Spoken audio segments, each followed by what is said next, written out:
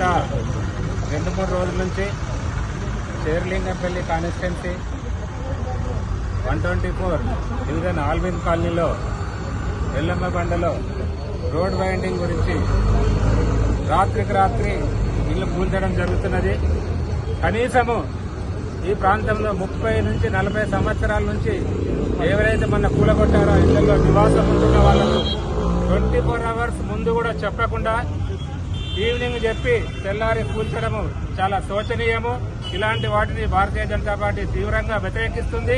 ఇంకొకటి, ఏదైనా మీరు కూల్చాలి, రోడ్డు వైండింగ్ చేయాలంటే మేము రోడ్డు వైండింగ్ తప్పకుండా భారతీయ జనతా పార్టీ సహకరిస్తుంది.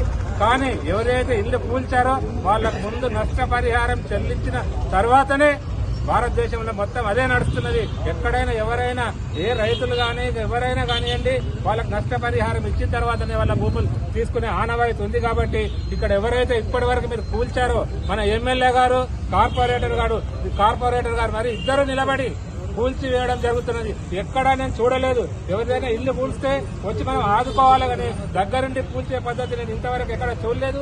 మన ఎమ్మెల్యే గారు చెప్తున్నారట, నువ్వు ఇక్కడ ప్రజలకు హామీ ఇస్తున్నావు అంటే ఏ విధంగా హామీ ఇస్తున్నావు, ఏం చేస్తానని హామీ ఇస్తున్నావు? మరి నువ్వు ఏ పార్టీలో ఉన్నావు? ప్రతిపక్ష నాయకుడిగా హామీ ఇస్తున్నావా?